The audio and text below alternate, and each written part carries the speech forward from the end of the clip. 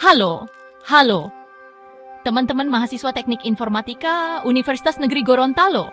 Gimana kabarnya? Masih semangat kuliah kan? Kalau nggak semangat ingat aja kalian ini calon teknokrat masa depan Gorontalo. Siapa tahu jadi pembuat aplikasi panjat kelapa otomatis yang mendunia kan?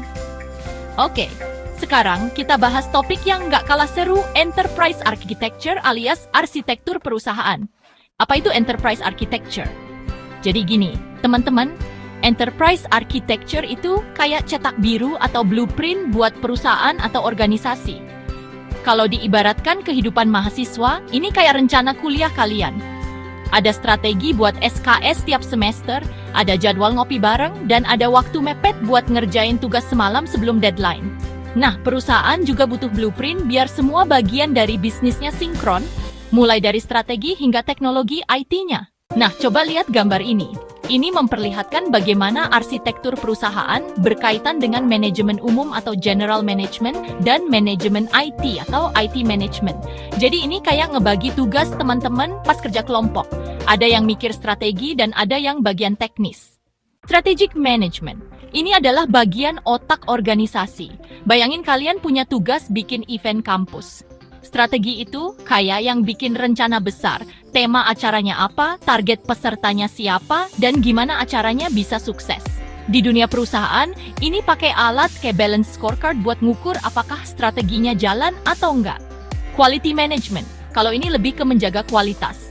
Di tugas kuliah, ini kayak ngecek apakah makalah kalian nggak typo atau apakah PowerPoint kalian nggak ada slide kosong. Di perusahaan, ini ada standar kayak ISO 9001 buat memastikan semuanya rapi dan berkualitas. IT governance, IT delivery and support, IT implementation. Nah, ini lebih ke teknis IT-nya. Bayangin bikin aplikasi sistem informasi buat kampus. IT governance itu yang bikin aturan main, siapa yang boleh akses data, gimana keamanannya, dan lain-lain. Ini biasanya pakai panduan kayak COBIT. IT Delivery and Support adalah tim yang bikin aplikasinya jalan dan bantu kalau ada error, kayak pakai framework IEL. IT Implementation ini eksekusinya tim yang coding, testing, sampai launching. Ada standar kayak CMMI buat pastikan semuanya berjalan sistematis. Nah, kalian pasti mikir, ini semua ngaruhnya apa ke Gorontalo sih? Oke, bayangin begini, kalian punya startup yang bikin aplikasi untuk pengelolaan air bersih di desa. Di situ, kalian butuh semua elemen di gambar tadi, strategic management buat nentuin misinya, bantu masyarakat desa hemat air, IT governance buat pastikan data penduduk aman, IT delivery and support buat bikin aplikasinya user-friendly dan gampang diakses, quality management biar nggak ada bug pas digunakan. Jadi, belajar enterprise architecture itu penting biar nanti kalian bisa jadi solusi buat masalah nyata, bukan cuma buat dapat nilai kuliah aja. Kesimpulan. Intinya, enterprise architecture itu kayak pondasi yang menghubungkan strategi perusahaan dengan eksekusi teknologi. Bukan cuma soal IT, tapi juga soal gimana bikin perusahaan atau organisasi tetap relevan dan inovatif. Oke, kita mulai lebih mendalamnya. Bab 2.1. Arsitektur perusahaan dan instrumen tata kelola lainnya. Enterprise architecture atau IA adalah alat penting dalam mengelola organisasi, terutama di dunia teknologi informasi. IA membantu organisasi merancang struktur sistem yang efektif untuk mencapai tujuan strategisnya. Dalam proses ini, IA sering dikaitkan dengan alat-alat manajemen lain yang membantu organisasi beroperasi dengan lebih efisien dan terarah. Salah satu alat tersebut adalah Balance Scorecard atau BSC yang sangat relevan dalam konteks manajemen strategis. 2.1.1 Strategic Management. Manajemen strategis adalah pendekatan untuk merancang visi, misi, dan strategi organisasi agar tetap relevan dan kompetitif di tengah perubahan lingkungan. Dalam hal ini, Balance Scorecard, BSC, yang diperkenalkan oleh Kaplan dan Norton pada tahun 1992, menjadi salah satu alat yang paling populer. BSC dirancang untuk membantu organisasi tidak hanya fokus pada aspek finansial, tetapi juga pada faktor-faktor lain yang memengaruhi keberhasilan, seperti kepuasan pelanggan, efisiensi proses internal, dan kemampuan inovasi. 4 perspektif utama BSC. Perspektif 1. Customer Perspective. Perspektif ini menilai bagaimana organisasi dilihat oleh pelanggannya. Contoh sederhananya, jika kalian punya aplikasi layanan pesan antar makanan di Gorontalo, kalian harus memikirkan cara agar pelanggan puas dengan layanan kalian, seperti pengiriman tepat waktu dan kualitas makanan yang baik. Perspektif 2. Financial Perspective.